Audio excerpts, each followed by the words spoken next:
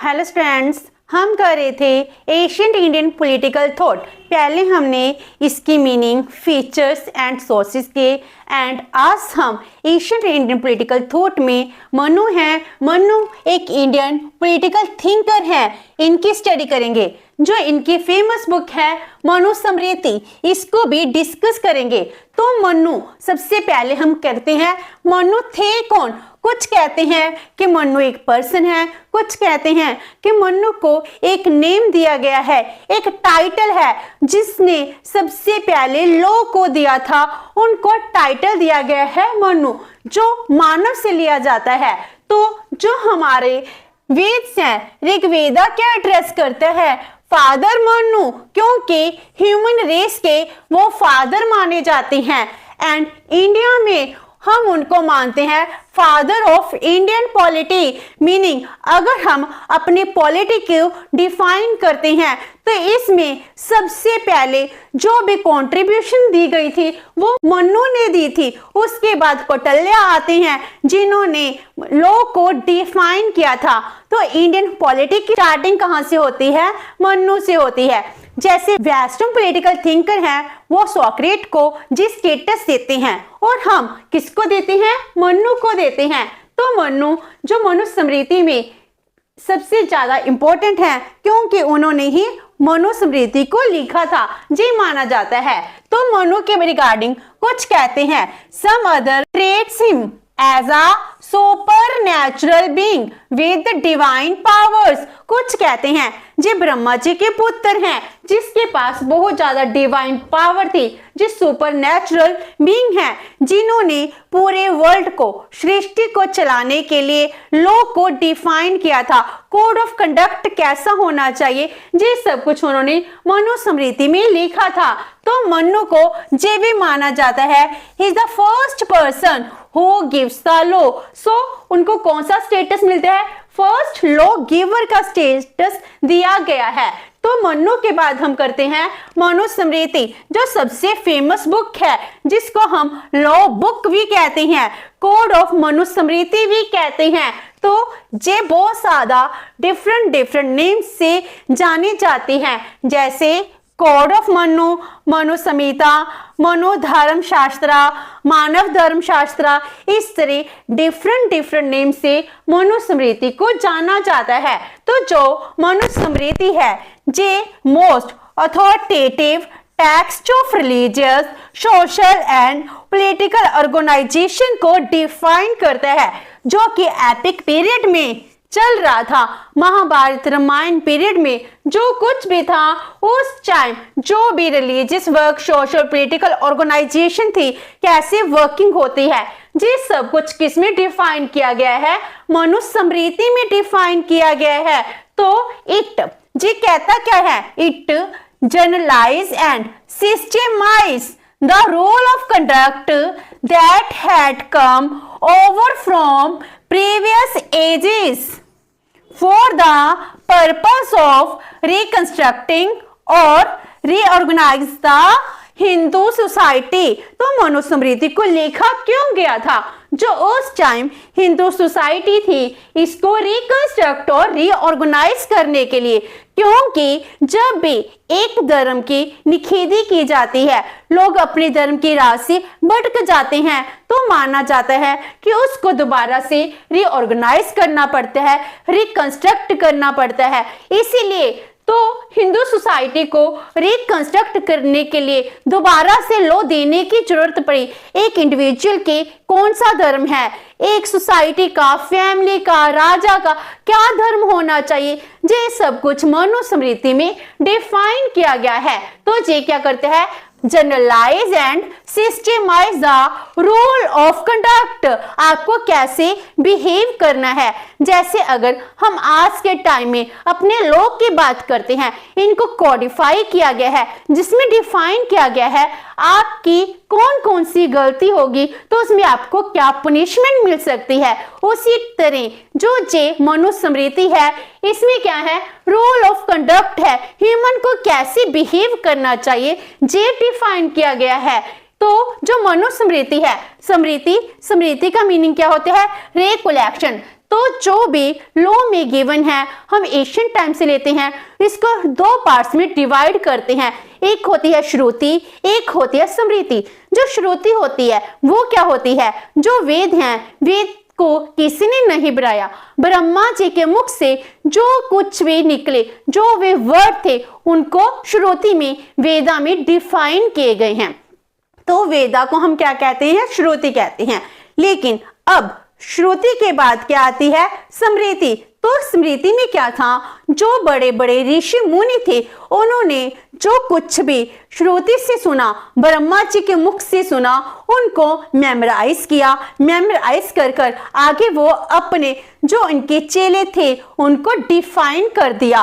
तो जो कुछ भी वो याद करते थे, स्मृति हिंदी वर्ड है स्मृति, स्मृति का मीनिंग होता है याद रखना। जो कुछ भी वो मेमोराइज कर सके तो उसको उन्होंने क्या कर दिया, मनुस्मृति में डिफाइन कर दिया। तो मनुस्मृति क्या बन गई, it is a recollection Smriti of what the diverse previous schools of thought have laid down as a prescription. Meaning जब हम महाभारत, रामायण, एपिक पीरियड की बात करते हैं, मनुस्मृति से पहले जो कुछ भी डिफाइन किया गया था, उससे पहले के जो प्रीवियस स्कूल हैं, उन टाइम जो कुछ भी था उनको मनुस्मृति में डिफाइन किया गया है। तो मनुस्मृति क्या है, एक लॉ बुक है जिसमें सोसाइटी को, इंडिविजुअल को, फैमिली को कैसे फंक्शनिंग करनी है, ये सब कुछ डिफाइन किया गया है। तो जो मनुस्मृति है, इसकी जो डेट है, इसके रिगार्डिंग भी बहुत ज्यादा कंट्रोवर्सी राइज होती है कि मनुस्मृति के टेक्स्ट को कब लिखा गया है।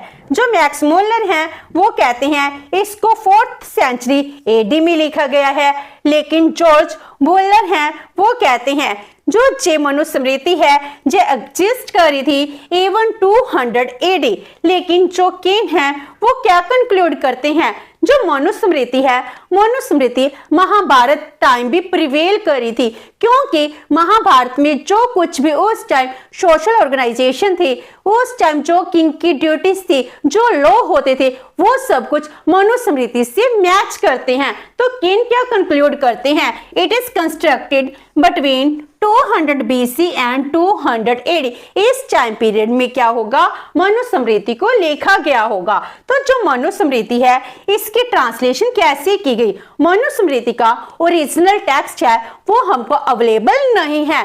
जो मनुस्मृति है हमारे पास ट्रांसलेटेड मनुस्मृति है, इसको ट्रांसलेट किसने किया था, तो during the British period Manusmriti का जो संस्कृत टेक्स्ट था इसको हमने इंग्लिश में ट्रांसलेट किया था। तो उस time governor general of Bengal थे वॉरेन हेस्टिंग्स, उन्होंने क्या किया, मनुस्मृति को हिंदू लोग को कैसे चलाना है, हिंदू सोसाइटी को कैसे गवर्न करना है, इसके लिए ट्रांसलेशन करवाई। तो जो वॉरेन हेस्टिंग्स थे वो क्या थे, अपने ब्रिटिश के लिए, ब्रिटिश की पॉलिसीज को बहुत ही ज्यादा इंपॉर्टेंट देते थे। हमारी मनुस्मृति है, मनुस्मृति बहुत ही कंट्रोवर्शियल टॉपिक बन चुका है, क्योंकि इसमें जो वर्ण सिस्टम के रिगार्डिंग, कास्ट सिस्टम के रिगार्डिंग, वुमन के ड्यूटीज के रिगार्डिंग जो कुछ भी डिफाइन किया गया है, उसके रिगार्डिंग हमको ऐसा लगता है कि मनुस्मृति नहीं होनी चाहिए। इसीलिए तो डॉक्टर BR अम्बेडकर जी हैं, उन्होंने बोनाफायर भी कर दी थी। लेकिन जी हमको सोचने की जरूरत है कि एक्चुअल में जो मनुस्मृति का टेक्स्ट है उसमें जो कुछ डिफाइन किया गया था, क्या एक्चुअल में उसका मीनिंग यही था, क्योंकि ब्रिटिशर ने क्या किया था, इसको खुद ही ट्रांसलेट किया था। अगर ब्रिटिशर संस्कृत से ट्रांसलेट कर रहे हैं, जो उस टाइम कुछ कहा गया और जो ट्रांसलेट हुआ है उसकी मीनिंग में डिफरेंस हो सकता है, क्योंकि एक वर्ड की बहुत डिफरेंट मीनिंग होते हैं। हमें नहीं पता उस टाइम मनुस्मृति में इसको किस कॉन्टेक्स्ट में कहा गया और जो रिसीव करने वाला है, जिसने ट्रांसलेट की है, उसने किस कॉन्टेक्स्ट में इसको ट्रांसलेट कर दिया। इसलिए ये थोड़ी सी कंट्रोवर्सी रहती है। तो जो मनुस्मृति है इसके first Sanskrit text to be translated into English in 1776 by British philologist sir William Jones, उन्होंने ही क्या किया था, इसको ट्रांसलेट किया था। जो मनुस्मृति की रिगार्डिंग डिस्प्यूट है, इसके लिए एक बात ये भी है, ब्रिटिशर हैं, ब्रिटिशर ट्रांसलेट कर रहे हैं, वो हमारे ऊपर राज कर रहे हैं, हम एक कॉलोनी है। क्या उस टाइम वो चाहेंगे कि हमारी कॉलोनी, जो ब्रिटिशर की कॉलोनी है, इंडिया है, इनकी जो पॉलिटिकल थिंकर है, इनकी सोशल ऑर्गेनाइजेशन है, हमारे ब्रिटिश से अबव हो, इसकी इंपॉर्टेंस ज्यादा हो? इसीलिए हमें लगता है कि कहीं ना कहीं जो ट्रांसलेशन है, इस ट्रांसलेशन में भी कोई ना कोई इसी चीजों को मोल्ड किया गया है, जिससे हिंदू सोसाइटी है, इंडिया इसको एज सच एक्सेप्ट ना कर पाए। तो वो डिफरेंट कंट्रोवर्सी है, क्या सच है क्या झूठ है, क्योंकि हमको ओरिजिनल टेक्स्ट नहीं पता, इसलिए हम इसको अच्छे से नहीं कह सकते कि मनुस्मृति में क्या डिफाइन है। अगर हमको एक्चुअल टेक्स्ट भी पता हो तो संस्कृत है, संस्कृत को क्या हम अच्छे से ट्रांसलेट कर पाएंगे? तो ये भी एक बहुत बड़ी प्रॉब्लम क्रिएट होती है। तो ये हो गया मनुस्मृति, इसके टाइम पीरियड, ट्रांसलेशन। अब हम करते हैं मनुस्मृति टेक्स्ट। जो मनुस्मृति है, इसके टेक्स्ट में इस क्या कुछ लिखा गया है, तो ये कहा जाता है it contains 12 chapters and 2694 shlokas, meaning approximate 2700 श्लोक हैं, इसमें डिफाइन किए गए हैं। जो श्लोक है, श्लोक क्या है? हिंदी वर्ड है जिसको हम पोइट्री के साथ डिफाइन कर सकते हैं। तो ये एक पोइट्री के थ्रू ही, पोइम के थ्रू ही हमारे सामने आती है, जिसको हमको ट्रांसलेट करना होता है। तो it contains 12 chapter and approximate 2700 श्लोक। जो चैप्टर्स है, चैप्टर किसके रिगार्डिंग डिफाइन करते हैं? जैसे वर्ल्ड है, जो यूनिवर्स है, इसका ओरिजिन कैसे हुआ, एक राजा की ड्यूटीज क्या होनी चाहिए, जुडिशियल प्रोसीजर है वो कैसा होना चाहिए, जो लोग हैं, वर्ना सिस्टम है, इसमें कैसे रहना चाहिए, सोशल ऑर्गेनाइजेशन कैसी होनी चाहिए, हर एक एस्पेक्ट को इन्होंने डिफाइन किया गया है। जो श्लोक है, इनमें से 1000 से भी अबव श्लोक हैं, वो लॉ के साथ रिलेटेड हैं। अप्रोक्सीमेट 934 श्लोक हैं जो क्षत्रिय के साथ रिलेटेड हैं, मीनिंग एक राजा की ड्यूटीज कैसी होनी चाहिए, उनको अपने धर्म का पालन कैसे करना चाहिए, किंगडम है कैसे रन करनी है। देन वुमन है, उनके रिगार्डिंग है, शूद्र है उनके रिगार्डिंग, वैश्य है उनके रिगार्डिंग, सब कुछ डिफाइन किया गया है। तो मनुस्मृति जो हमारी सोसाइटी की ऑर्गेनाइजेशन है उसके साथ डील करती है, पॉलिटी के साथ डील करती है, लॉ के साथ डील करती है, हर एक एस्पेक्ट से डील करती है।